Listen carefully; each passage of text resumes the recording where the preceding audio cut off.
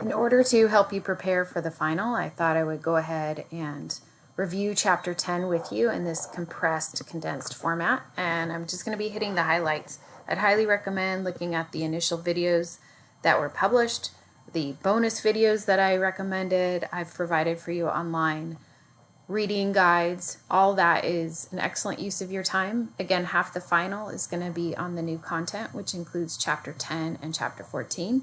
But this is just a review of Chapter 10. So when we're looking at the construction of a gene, again, it's nested within the DNA, and we have our transcribed region, which is going to be flanked by a promoter sequence and the terminator. Just upstream of the promoter is the regulatory sequence. And so if you'll recall, the key event happening at the promoter region is that is where RNA polymerase is going to bind. The regulatory sequence is a region in which multiple transcription factors can bind, and they help to stabilize the binding of RNA polymerase. The more tightly bound and the higher the affinity of RNA polymerase for the promoter, the more transcript, the more mRNA you're going to be generating off of that gene. Eventually, RNA polymerase is going to come into contact as it moves its way down in the 5' to 3' direction. It will come in contact with the terminator, and that's where transcription will end. RNA polymerase will dissociate, and the double-stranded DNA will come back together. So when we're talking about the actual region that's transcribed, it's going to be marked by our transcriptional start site. That's where transcription actually begins. It does not begin in the promoter, and it's going to end, our initial transcript will end at the terminator sequence. So that's going to be the beginning and the end of your transcript. Again, the promoter is where RNA polymerase is initially going to assemble, and then RNA polymerase is not only able to help to transcribe the DNA, but it's also unwinding that double-stranded DNA so that the mRNA can be made. When we are looking at the structure of genes, comparing bacteria, yeast, and humans, what you can see is that as we progress in our complexity, you also see that marked increase in complexity in our genomic structures.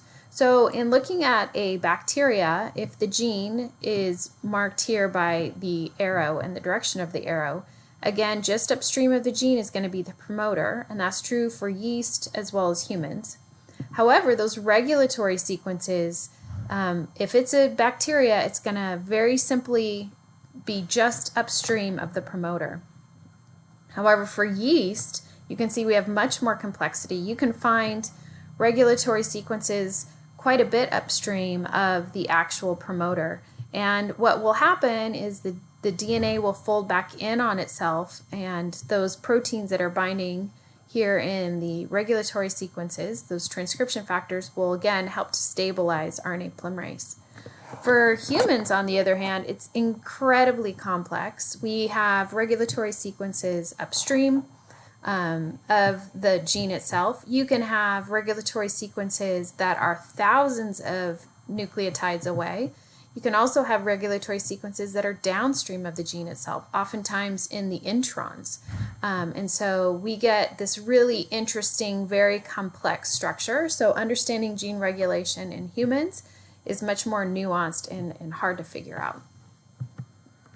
All right, so the big takeaway from all of this is that eukaryotic regulation is very complex and complicated. All right, so once our transcript has been made, and if you want to go through initiation, elongation, and termination, you should go back and look at those previous videos that I've published. But once we've made our transcript, again, the beginning of that is going to commence at the transcription start site, and then it will end at the terminator. Once we've got our transcript, we now need to protect the mRNA that is in the nucleus. And we actually, at this point, would call it pre-mRNA. So we need to process it and generate our mRNA. So the way that we process it is that we're going to protect both ends of the mRNA. And at the 5' end, we're going to attach a 5' cap. Again, this is going to protect it from nuclease degradation, facilitates export out of the nucleus, and is going to help the ribosomes, the small ribosomal subunit, and ultimately the large ribosomal subunit. It'll facilitate attachment to the mRNA itself. All right, and you'll see that as transcription is taking place, shown here in this yellowish, brownish strand, the 5' cap gets attached even before transcription is complete. Okay. The next step is we need to protect that 3' end, and the way we're going to do that is by the addition of several hundred adenines, and we call this our 3' poly A tail. And again, once this transcript makes its way out into the cytoplasm, there it can readily be degraded, and so we want to protect our 5' and 3' end from the various nucleases that are inside the cytoplasm. The third way that we're going to process the mRNA is by splicing. And all the intronic sequences are going to be removed, and we are left with the exons. The way I recommend remembering this is that the exons get expressed. The introns are just intervening sequences that will ultimately be removed. All right, so now that we have our mRNA, we need to put this into the new language of amino acids. And so we are going to be translating the mRNA, and the way we're going to do that is utilizing the genetic code. And the genetic code is read as a series of 3 nucleotides at a time, and that is called our codon. And so here you can see we've got our mRNA, we have our 5' end that has the cap, we have our poly A tail at the 3' end, and then nested in that sequence is going to be our initial start and stop codons. That's perhaps better shown here. So again, we've got our 5' cap, our poly A tail. This is going to be the region of the transcript that does not get translated. So we call this our UTR, our 5' untranslated region. We also have a 3' untranslated region. We know to begin translation once we hit the start codon, and we know to stop once we hit one of the stop codons. And so what are those start and stop codons? Again, all of our proteins are going to start at the AUG at a methionine. You can have methionines nested throughout your protein, but they're all going to begin at a methionine. We have 3 different stop codons. I told you the way I remember this is you are good, you're all right, or you go away. If you need them, which you will need a genetic code on the final, I'll be providing that for you, so you do not have to memorize it. Okay, so we need the mRNA. We also are going to need tRNAs in this process of translation. And so here we've got a tRNA, which is made up of RNA. The T stands for transfer RNA, and it has this really interesting structure that looks like the letter T because it folds back in on itself by complementary base pairing. So it has this interesting secondary structure that you see here. A couple of key regions on the tRNA is the attachment to a particular amino acid. So when bound to an amino acid, we call this a charged tRNA. We have an anticodon region. This is the region that's going to interact directly with the mRNA by hydrogen base pairing.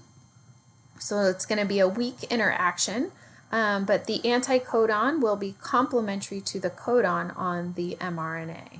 So the key regions to notice here is this anticodon on the tRNA as well as the amino acid. All right. The third tool that is required for translation, so we've talked about the mRNA, we've talked about the tRNAs, but we also need the ribosomes. And so we have a small subunit and a large subunit. Those are going to assemble on the mRNA, and in so doing, they're going to basically generate these 3 different sites within the ribosome: the A site, the P site, and the E site. The A site, you can think of this as the arrival or the initial attachment site. The P site, you can think of as the peptide bond site, and the E site is the exit site. a tRNA that is charged, meaning it's attached to an amino acid, is going to initially come in at the A site. Eventually, a peptide bond will be formed, so we're going to hydrolyze the peptide bond here at the P site and transfer that growing polypeptide chain to the A site, and then the tRNA that was here no longer is interacting with any proteins or amino acids, and so it's basically going to translocate to the E site, which is the exit site, and it will then leave the ribosomes. So we talked about 3 different stages in translation: initiation, elongation, and termination. Again, you should look at the other video for the more detailed explanation of all that, but you should be able to, in general terms, explain that process. What's going on with initiation, how are we elongating our polypeptide chain, and then what happens once we hit a stop codon. Okay, I'm going to skip this, and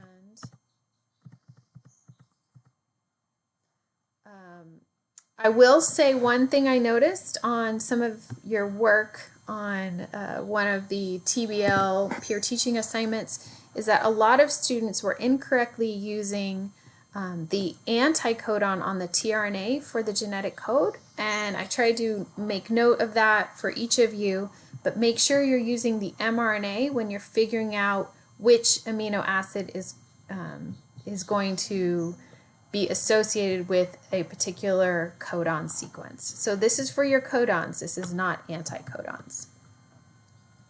All right, so ultimately once a stop codon is reached, so here we have the you're all right option, we're going to have the binding of a release factor that's going to facilitate the hydrolysis of the tRNA from the polypeptide chain. So the polypeptide chain will detach, the tRNA, which is now no longer bound to any amino acids, will enter into the exit site and will dissociate.